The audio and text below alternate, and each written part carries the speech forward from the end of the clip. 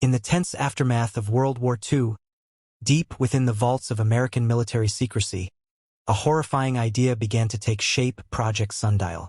It wasn't just another weapon. It was a plan to create the most destructive force humanity had ever conceived. A single nuclear device so powerful it could erase civilization in one blinding instant. This bomb would dwarf every explosion that had come before it. It was designed to unleash the explosive energy of 10 billion tons of TNT, a force 13 times greater than the Great Pyramid of Giza in height if stacked in explosives. That's more power than all bombs dropped during World War II, combined, multiplied thousands of times. To understand Sundial's scale, if you dropped a Hiroshima-sized bomb every minute, non-stop, it would still take over 15 months to match the devastation this single weapon could cause. This was not a weapon of war. It was a planet killer built not to win battles but to end all battles forever. Who would even imagine such madness? And how close did we come to actually building it? The terrifying truth? Closer than you think. Picture being 40 years old in 1945.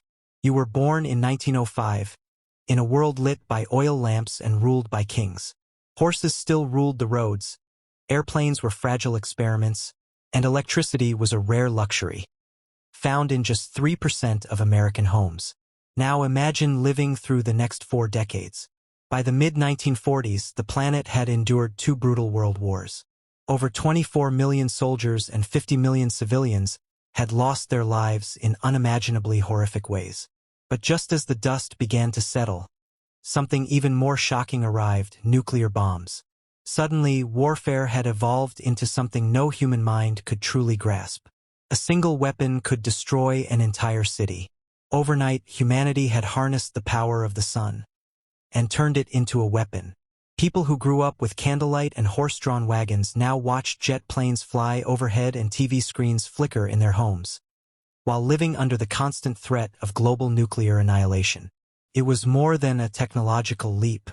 It was a psychological rupture. The old world was gone. In its place stood a terrifying new reality where nowhere, not even the ocean floor or outer space, was safe anymore. In 1946, just 1 year after the world witnessed the devastating power of nuclear bombs in Hiroshima and Nagasaki, something remarkable happened: a chance to change the future. The United States introduced what became known as the Baruch Plan. For a brief moment, the victors of World War II stood at a crossroads. The proposal was simple but revolutionary. The U.S. would eliminate its nuclear arsenal, share atomic technology with the world for peaceful use, and establish an international authority to ensure that nuclear weapons would never be built again by anyone. It was the world's first real opportunity to pull back from the brink. But the promise of unmatched military power was too tempting. The Soviet Union, still reeling from war and deeply mistrustful of Western intentions, rejected the deal. They saw it not as peace, but as a trap to keep them weak. And so, the dream of a nuclear-free world evaporated. Just 3 years later, in 1949, the Soviet Union detonated its first atomic bomb. The balance of power was shattered. The race had begun. A moment of hope had passed, and in its place came fear, suspicion, and the start of a terrifying new arms race. What followed the Soviet Union's atomic breakthrough was nothing short of a global panic spiral. The old rules of warfare no longer applied. In this new age, armies and tanks were no longer the ultimate threat nuclear firepower was. And with fear in the driver's seat, logic was thrown out the window. In 1946, there were only 9 nuclear bombs on Earth. By 1950, that number had exploded to 300. A decade later, over 20,000. Each one designed to burn cities to ash in seconds. But it wasn't just about numbers. It became a grotesque game of escalation. One superpower would test a bigger bomb. The other would respond with an even more terrifying design. Back and forth, endlessly. Edward Teller was not your average scientist. Born in Hungary, he was a theoretical physicist with a brilliant mind and a terrifying vision. Teller was one of the first to understand how nuclear chain reactions in uranium could create unimaginable explosions. He helped build the first atomic bomb. But to him, that wasn't enough. Not nearly enough. While many scientists recoiled from the destruction they had unleashed, Teller leaned in. He believed the path to true security wasn't fewer bombs, but bigger ones. Bombs so powerful, so devastating, that no enemy would dare strike. His ideas were extreme even in the Cold War era. But fear is persuasive, and in a world where the Soviet Union had just matched America's nuclear might, people were ready to listen. Teller relentlessly lobbied politicians and military officials. He painted vivid pictures of terrifying future threats and promised even more terrifying solutions. Eventually, the U.S. military handed him a blank check. What he built next would shake the world. It would change the rules of warfare forever. It would turn the atom bomb into a mere firecracker by comparison. And it would begin with a weapon that needed another nuke just to ignite it. What Edward Teller imagined, he built. His creation was the hydrogen bomb, a weapon so monstrous that it needed a regular atomic bomb just to light its fuse. This wasn't just an upgrade, it was a new class of destruction. The science was terrifyingly elegant. A hydrogen bomb contains two stages. The first is an atomic explosion, the same kind that leveled Hiroshima, and the second is a capsule of fusion fuel, wrapped in dense materials. When the first stage detonates, it unleashes a flood of X-rays, compressing the fusion fuel to such extreme pressures that it mimics the conditions at the core of a star. In 1952, Teller's creation was tested on a remote Pacific island. The result? The island vanished, obliterated in an instant, gone without a trace. 2 years later, an even more powerful version followed. It was 1,000 times stronger than the Hiroshima bomb. This was no longer about defeating an enemy. It was about creating the power to erase entire nations. War had entered a new phase, one where winning no longer mattered. The world had crossed a threshold, and there was no going back. Even after witnessing the raw, cosmic power of the hydrogen bomb, Edward Teller wasn't satisfied. He didn't want a bigger weapon, he wanted the final weapon. One so powerful it wouldn't just dominate warfare. It would end the concept of war altogether. This was the dark birth of Project Sundial, a top-secret initiative to build a bomb so colossal, so apocalyptic, that using it would mean the end of the world. This wasn't a weapon for the battlefield. It wasn't designed to be dropped from a plane or hidden in a missile silo. No, Sundial was a backyard bomb. The idea? If it could destroy the entire planet, why bother moving it? Place it in the center of your own country. Let the world know. If we fall, everyone burns.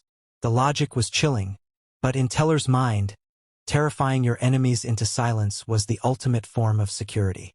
Most details about Sundial are still classified, but from what has surfaced, the goal was horrifyingly clear. Create a single device so devastating that it ends the game forever. Not a bomb, but a global suicide switch.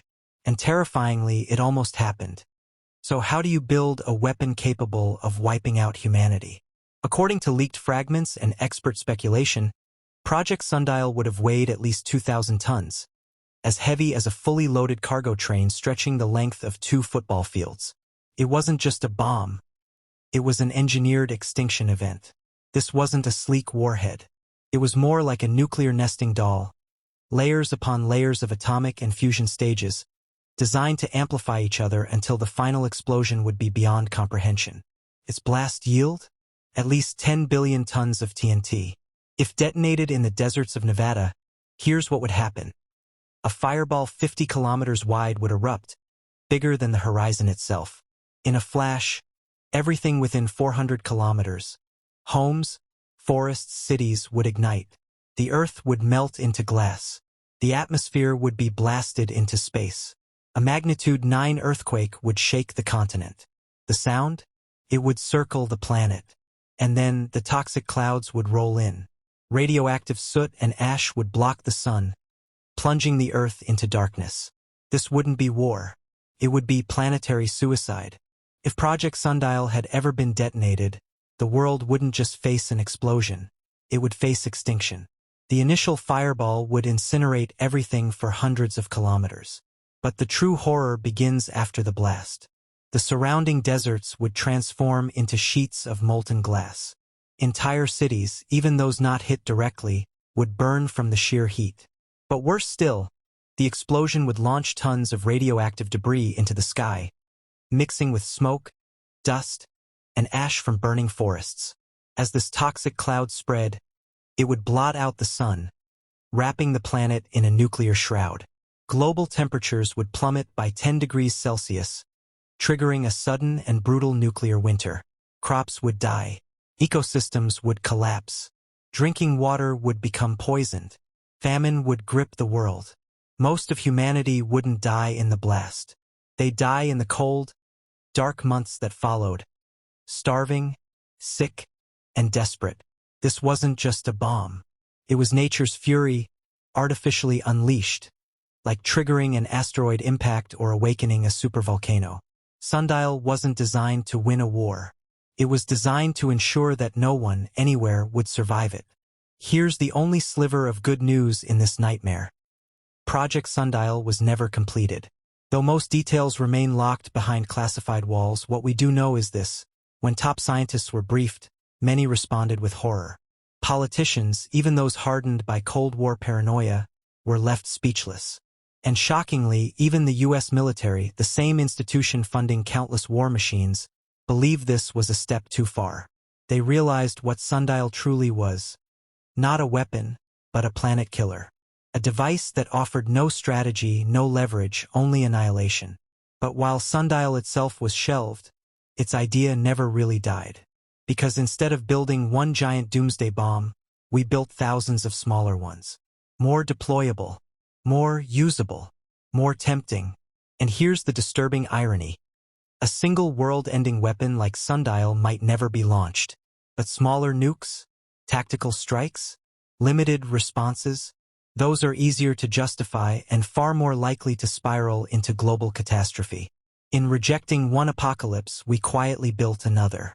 Not a single switch that ends the world, but a machine with many buttons, each one capable of starting a chain reaction we can't stop. In the end, Project Sundial was never built. But the real Doomsday machine, we built that anyway. By the height of the Cold War, the world was drowning in nuclear weapons. Over 70,000 warheads, hidden in underground silos, perched on submarines, sitting silently in bunkers, were ready to launch at a moment's notice. Even today, long after the fall of the Berlin Wall, the global stockpile still holds around 12,000 nuclear weapons. That's more than enough to destroy human civilization many times over. But here's the twist. Spreading this power into smaller, more flexible systems makes them more dangerous, not less. Why? Because a world-ending bomb like Sundial might never be used. But a limited nuke, a tactical warhead, that feels survivable, tempting.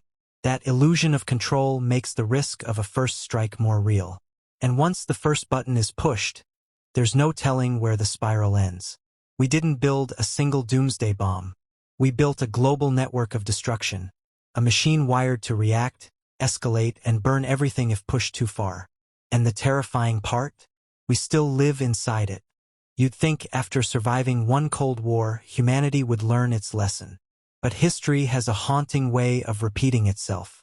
Today, the world may be standing at the edge of a second nuclear arms race. The United States is investing over $1 trillion to modernize its nuclear arsenal. Not just maintain it, but upgrade it. Meanwhile, China is expanding rapidly and is expected to have over 1,000 nuclear warheads by 2030. We've been lucky so far. No full-scale nuclear war has erupted. No world-ending device has been used. But as arsenals grow and tensions rise, that luck may run out. And here's the question no one wants to ask. How many chances do we really get? From Sundial to submarines, from test sites to secret bunkers, we've created the tools to end everything, and we're still building more. If an alien landed on Earth today, it might look at our stockpiles and ask, "Are you okay?" Maybe we should ask ourselves the same thing. Because the true danger isn't the weapons themselves. It's the terrifying truth that we've built the means to destroy ourselves. And we're still not sure we'd hesitate to use them.